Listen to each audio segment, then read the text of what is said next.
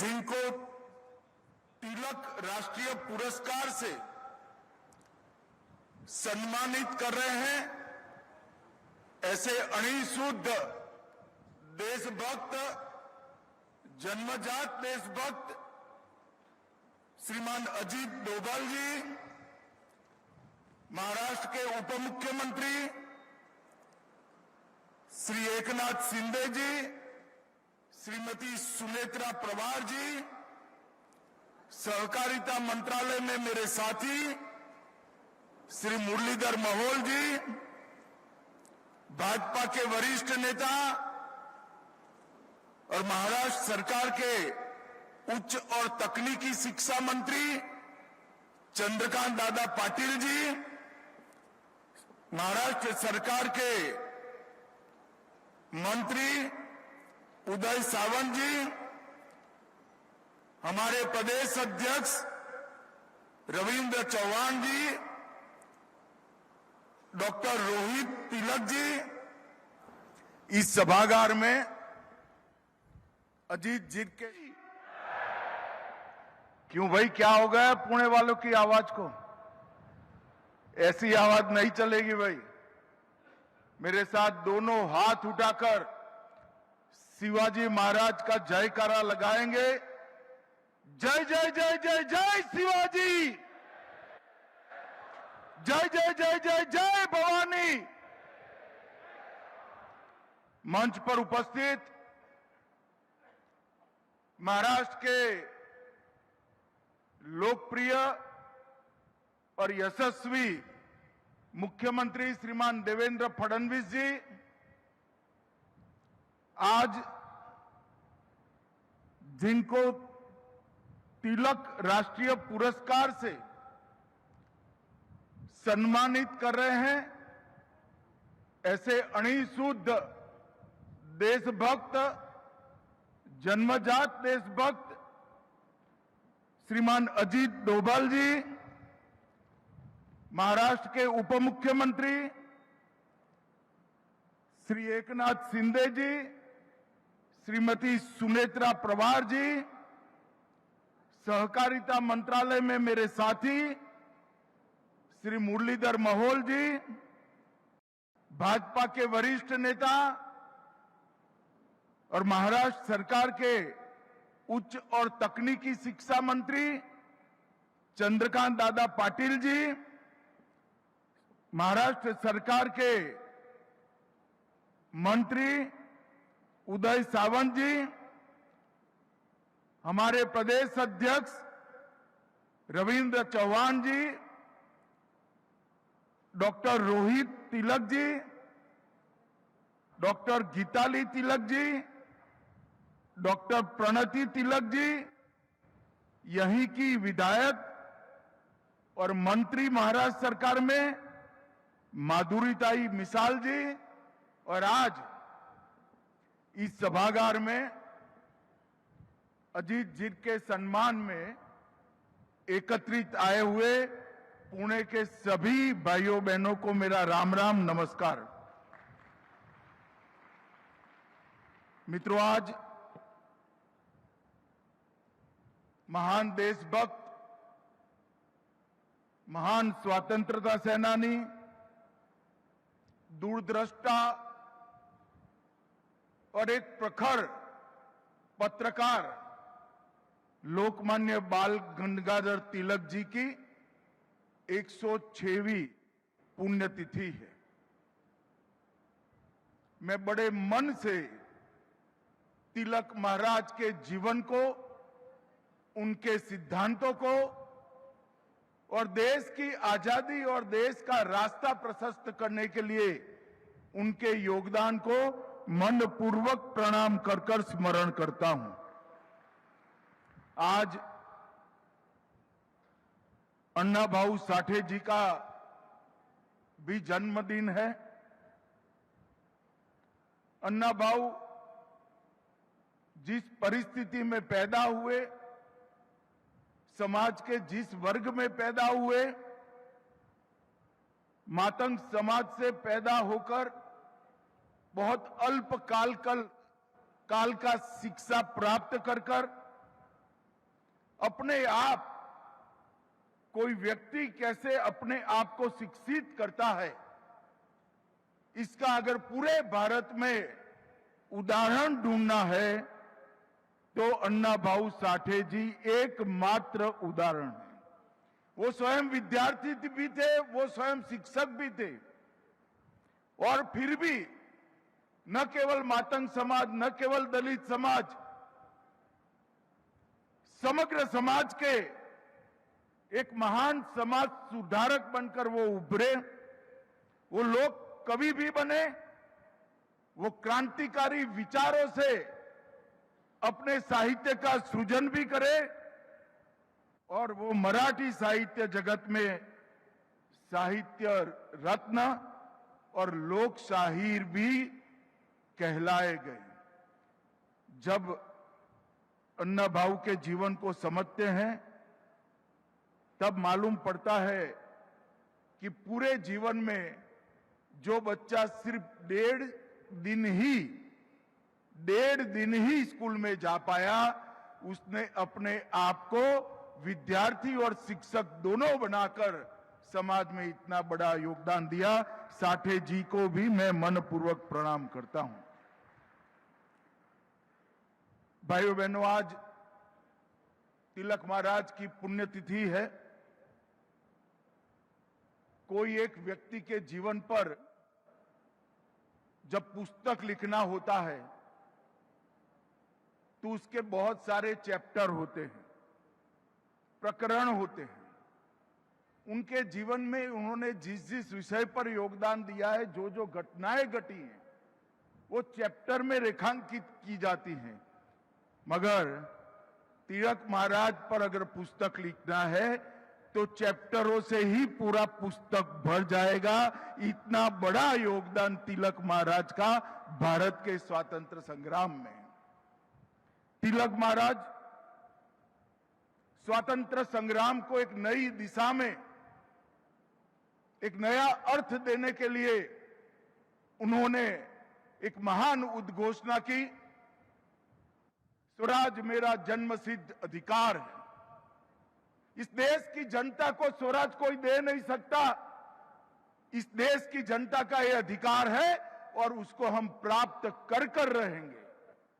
पुनेरी पगड़ी पहनकर जब वो गौरव के साथ वो बात बोले होंगे, मैं कई बार आंख बंद कर सोचता हूं कैसा दैदीप्यमान वो पल होगा जब उन्होंने अमर वाक्य घोषित किया होगा। यही भूमि से शिवाजी महाराज ने स्वराज की घोषणा की थी।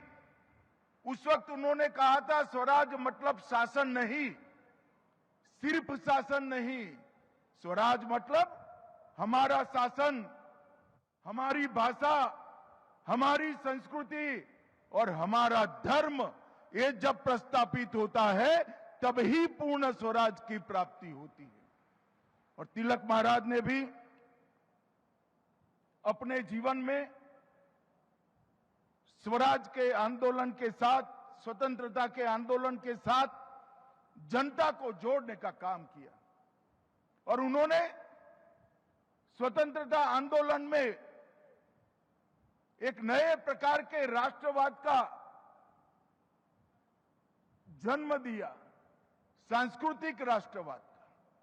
राष्ट्रवादी कई लोग हुए, मगर तिलक महाराज ने जब गणपति उत्सव और शिवाजी महोत्सव शुरू किया, उन्होंने राष्ट्रवाद को देखते देखते सांस्कृतिक राष्ट्रवाद में बदलने का काम किया।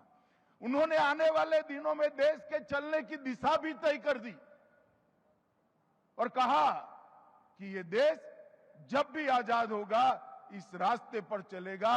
और वो व्यक्ति की दूरंदेशी देखिए, आज देश सांस्कृतिक राष्ट्रवाद के रास्ते पर चल पड़ा है। अब उसको कोई वापिस नहीं ला सकता, देश यही रास्ते पे चलता रहेगा। तिलक महाराज एक शिक्षक थे, शिक्षा में राष्ट्रीय शिक्षा के आग्रही थे, प्रखर पत्रकार थे, पत्रकार कितना निर्भीक हो सकता है, वो केसरी के तंत्री लेख देखकर ही कोई इसका अनुभव कर सकता है। और एक बहुत बड़े चिंतक के रूप में उन्होंने भारत की आत्मा की अभिव्यक्ति दुनिया के सामने करने का काम तिलक महाराज ने किया। करोड़ों लोगों के हृदय के अंदर स्वराज का मंत्र प्रज्वलित किया।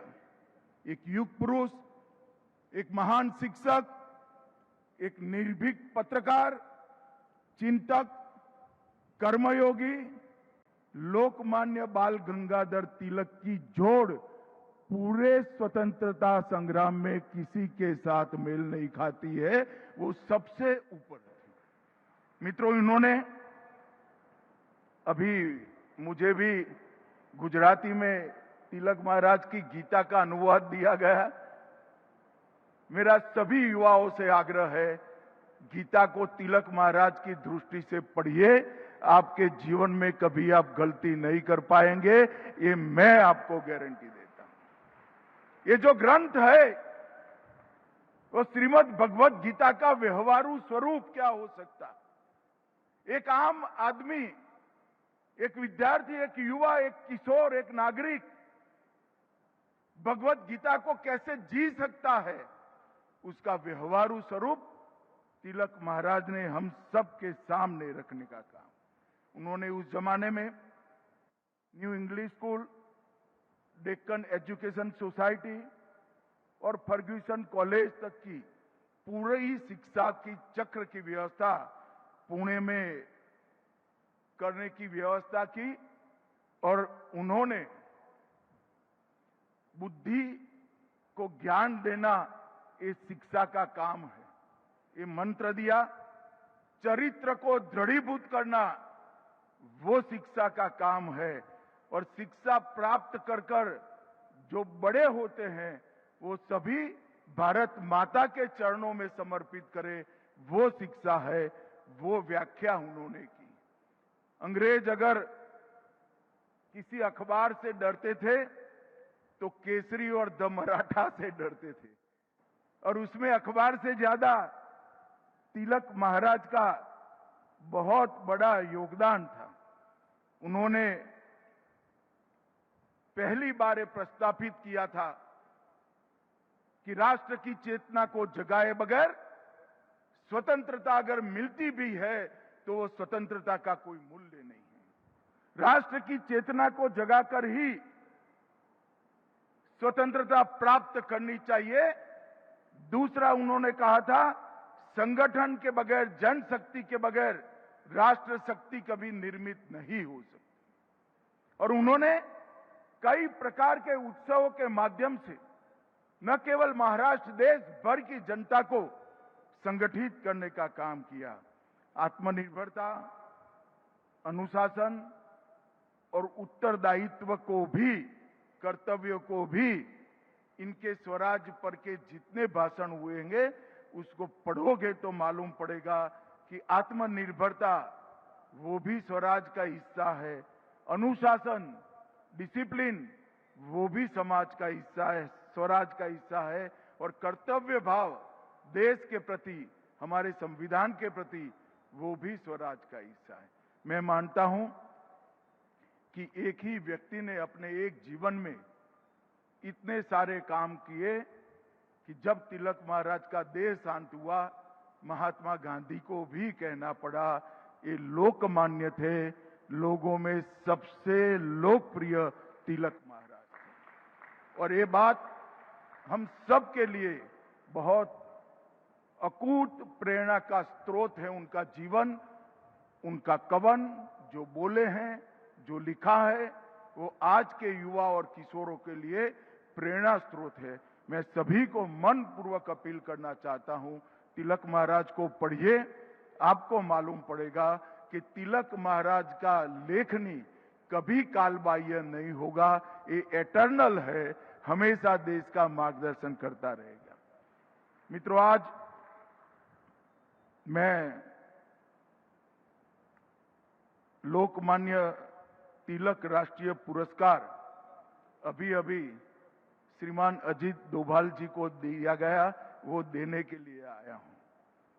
मैं तिलक स्मारक ट्रस्ट का हृदय से धन्यवाद देना चाहता हूं कि अजीत डोभाल जी को पुरस्कार देने के लिए उन्होंने मुझे बुलाया और मुझे ये मौका मिला। मित्रों, हमारे समाज जीवन में पुरस्कार को तमका मानते हैं। पुरस्कार तमका नहीं है। पुरस्कार एक लोगों को प्रेरणा देने का और लोगों के, बड़े लोगों के काम को एक्नॉलेज करने की एक पद्धति है। कोई व्यक्ति जब समाज के किसी भी क्षेत्र में बहुत बड़ा काम करता है, तब वो व्यक्ति नहीं रह जाता है, वो इससे आगे कई गुना आगे निकल जाता है। और समाज का दायित्व है, उत्तरदायित्व है कि ऐसी व्यक्तियों का सम्मान करना। ऐसी व्यक्तियों का जब सम्मान होता है, तब समाज के कृतज्ञ भाव का तो एक प्रकार से निर्वहन होता ही है, क्योंकि जिन्होंने पूरा जीवन समाज के लिए दिया, उनको पुरस्कृत करना वो समाज का उत्तरदायित्व है। परंतु इसके साथ साथ ऐसे व्यक्तित्व के तरह जीने का भी कई सारे लोगों को प्रेरणा मिलता है, जो एक परंपरा को निरंतर बनता है। और मैं मानता हूं कि आज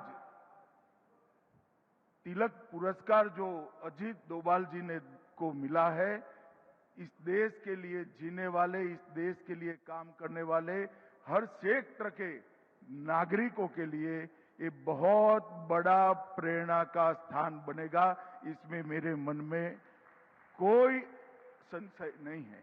मैं फिर से एक बार अजीत जी को पुरस्कार देने के लिए और पुरस्कार देने के लिए मुझे बुलाने के लिए तिलक स्मारक ट्रस्ट का हृदयपूर्वक धन्यवाद करना चाहता हूं। मित्रों, मैं गुजरात में गृह मंत्री था, तब से अजीत डोभाल जी को जानता हूं। हमारे यहां एक सीरियल बॉम्ब ब्लास्ट हुआ था, मेरा अजीत जी से कोई परिचय नहीं था।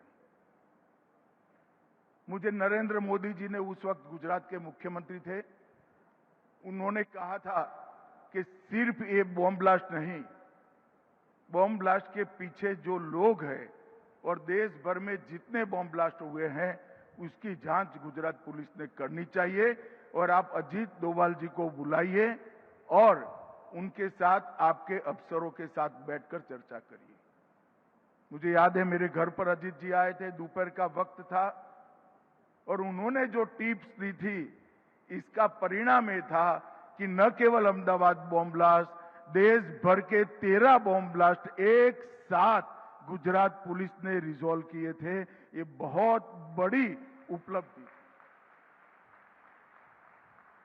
जब मोदी जी 2014 में प्रधानमंत्री बने, उन्होंने सबसे पहला अपॉइंटमेंट प्रधानमंत्री के नाते किया था, तो प्रिंसिपल सेक्रेटरी का नहीं किया था, अजीत डोभाल जी के एनएसए के रूप में चयन करने का काम। और मोदी जी के कालखंड का जब भी इतिहास लिखा जाएगा, आंतरिक सुरक्षा और बाहरी सुरक्षा की कोई मीमांसा करेगा, तो स्पष्ट रूप से अजीत डोभाल जी के लिए उसको एक स्वर्णिम पृष्ठ रिजर्व रखना ही रखना पड़ेगा, इसमें किसी को संशय नहीं। मोदी जी गुजरात में थे, तब से चर्चा करते थे कि इस देश की विदेश नीति में रीढ़ की हड्डी का अभाव दिखाई पड़ता है। जब वो प्रधानमंत्री बने, मैंने पहले पार्टी के अध्यक्ष के रूप में और इनके कैबिनेट के साथी के रूप में बारीकी से देखा है। आज भारत की विदेश नीति रीढ़ की हड्डी वाली विदेश नीति बनी है, इसमें कोई डिनाई नहीं कर सकता। हमने सम्मान के साथ दुनिया में हमारा स्थान मजबूत किया है, और मोदी सरकार ने ये जो अचीव किया है, उसमें भी अजीत डोभाल जी का बहुत बड़ा योगदान है। मित्रों, एक युवा अधिकारी गढ़वाल से आकर 72 में 1968 में आईपीएस बनता है। शुरुआती करियर में ही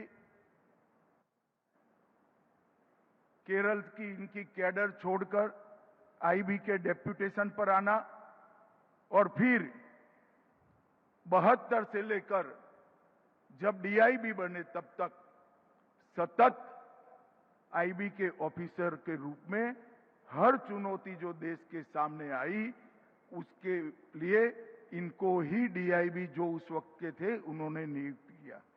पूर्वोत्तर, सिक्किम, जम्मू कश्मीर, पंजाब, पाकिस्तान में रहकर कई जगह पे इन्होंने एक अद्भुत योगदान देने का काम किया है, जिसका चित्रांकन और जिसका मूल्यांकन संभव ही नहीं। क्योंकि आईबी के जो अफसर करते हैं, जो उनकी ड्यूटी निभाते हैं, वो कभी पूर्ण रूप से घोषित नहीं होती।